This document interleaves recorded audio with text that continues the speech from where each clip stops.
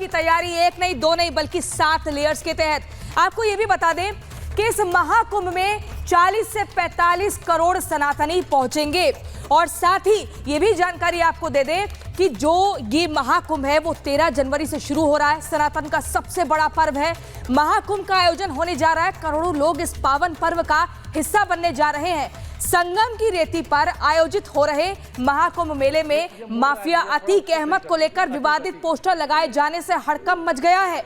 इसी के साथ सबसे हैरान करने वाली बात यह है कि पोस्टर के जरिए अतीक अहमद के हत्यारे सनी, लवलेश और अरुण को देवदूत बताया गया है। तस्वीरें हम आपको दिखा रहे हैं। कुंभ में अतीक की एंट्री कैसे हुई, अचानक से ये विवादित पोस्टर सामने आता है जिसके बाद से हड़कंप मच जाता है।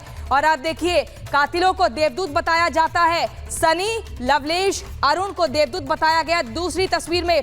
लेकिन पहली तस्वीर हम आपको दिखा रहे हैं जो अतीक अहमद की तस्वीर पर आप देखिए क्रॉस का निशान है और ये बताया गया है इस पोस्टर के जरिए कैसे हड़कंप मचा है। अतीक के हत्यारे जो हैं वो देवदूत बताए जा रहे हैं और इसी तरीके से अचानक से एंट्री होती है इस माफिया अतीक की पोस्टर के जरिए। और साथ ही आपको बता दें ये भी जानकारी मिल रही है कि इसके बाद से साधु संतों की अलग अलग प्रतिक्रियाएं भी सामने आ रही हैं। लेकिन आप देखिए, साधु संतों के हाथ में वो 3 चेहरे हैं जिनको देवदूत बताया जा रहा है। और ये सब कुछ कैसे हुआ, कैसे अचानक से अतीक के पोस्टर लग गए उस मेले में जो सनातनियों का महापर्व है, इस रिपोर्ट के जरिए देखिए।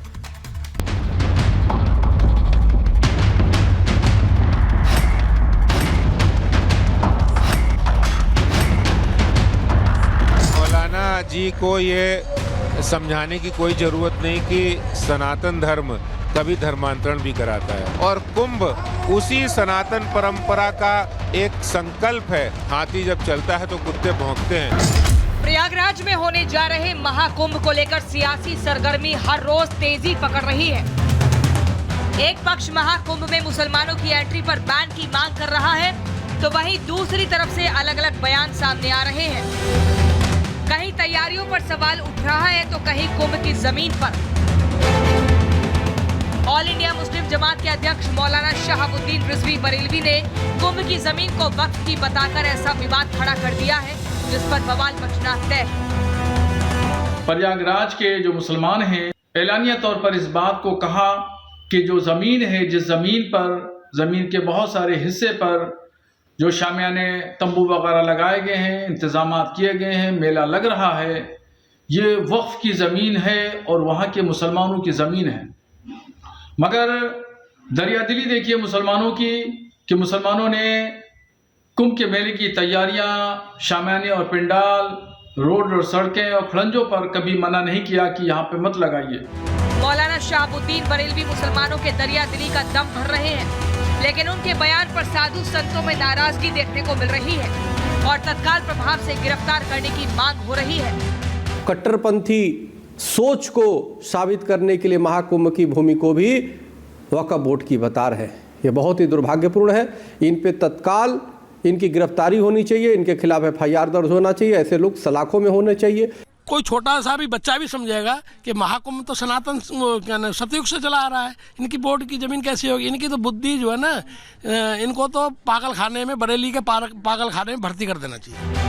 महाकुंभ में वक्फ बोर्ड की एंट्री और जमात की तरफ से कुंभ मेला क्षेत्र की जमीन को वक्फ की जमीन बताने पर बवाल मचा हुआ है।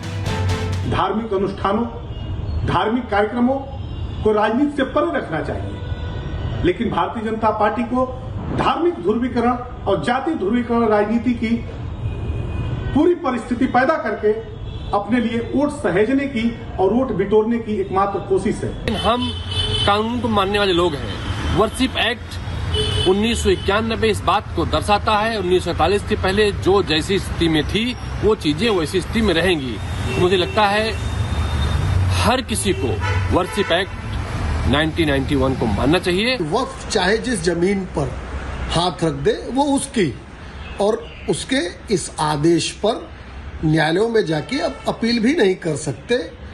वक्फ के ही जो प्राधिकरण है वहीं जाकर आप अपील कर सकते हैं और उसके नाते से तमाम हास्यास्पद दावे वक्फ बोर्ड करता ही जा रहा है। अब कुंभ मेला क्षेत्र की जमीन वक्फ की है या फिर मौलाना के दावे फर्जी हैं, ये तो प्रशासन ही बताएगा। लेकिन मौलाना के इस बयान को उनकी बौखलाहट से जोड़ा जा रहा है। बौखलाहट इसलिए क्योंकि कुंभ में मुसलमानों की एंट्री पूरी तरह से बैन की गई है। मुसलमानों को कुंभ में दुकानें लगाने पर भी मनाही है, तो वहीं कुंभ में मुसलमानों की घर वापसी की बातें भी सामने आ रही हैं। Bureau report, Republic Bharat. तो देखिए, कुंभ की जमीन को वक्फ का बताया जा रहा है, लेकिन आपको बता दें इसमें पूरे 3 एंगल शुरुआत से देखे गए हैं। पहले ही कहा गया कि इस महापर्व में मुसलमानों की एंट्री नहीं होगी, कोई भी दुकान नहीं लगाएगा, कोई भी मुस्लिम दुकान नहीं लगाएगा, क्योंकि उनको बार बार ये कहा जाता है थूक कांड और यूरिन कांड के ये काम करते हैं। फिर ये कहा गया कुछ मुसलमान आएंगे, उनको न्योता दिया जाएगा, वो डुबकी लगाएंगे और उनकी घर वापसी होगी। लेकिन अचानक से वक्फ की एंट्री हो जाती है। लेकिन वहीं बागेश्वर बाबा की अगर बात करें, पंडित धीरेन्द्र कृष्ण शास्त्री की, तो उनका सीधे तौर पर ये कहना है कि इस महापर्व महाकुंभ में सिर्फ और सिर्फ सनातनियों की, हिंदुओं की एंट्री होगी। जो कृष्ण की भक्ति करना जानता है, जो शिव की भक्ति करना जानता है, जो सनातन को, जो हिंदू की महत्ता को समझता है, सिर्फ उसी के लिए कुंभ के दरवाजे खुले हैं।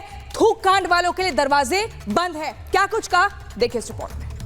तो सनातन संस्कृति का ज्ञान नहीं है, तो थूक कांड और मूत्र कांड करने में समर्थ है, उनको महाकुंभ में आने की जरूरत नहीं है। और जो आस्थावान है, उनके अंदर श्रद्धा है, उनको महाकुंभ में आना चाहिए। ऐसे समय में जहाँ पर भी पूर्व समय में, बाबर के समय में, चंगेज खान के समय में, मोहम्मद गोरी के समय में, अकबर के समय में मंदिरों को तोड़कर मस्जिदें बनाई गई थी, वहाँ पर अगर पुनर्स्थापना भगवान की होती है, तो निश्चित रूप से यह भक्ति काल का, सनातन काल का गोल्डन टाइम माना जाएगा। वक्फ बोर्ड एक तरीके से किसी समय में हमारे भारतवर्ष पर लुटेरे आए बाहर से, तैमूर लंग, नादिर शाह, चंगेज खां, महमूद गजनवी, तो आज हमारे देश में ही रह कर के वक्फ बोर्ड हमारे देश की ज़मीन को लूट रहा है, वो लुटेरा है।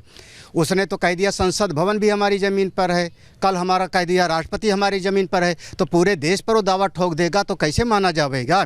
ऐसे बदजुबानी करने वाले लोगों को, जो हमारे देश में दंगा फैलाने वाले हैं, आतंकवादी हैं, ऐसे नासमझ भड़काने वाले लोगों को पकड़ के जेल में डालना चाहिए जी। ये तो गंगा की ज़मीन है।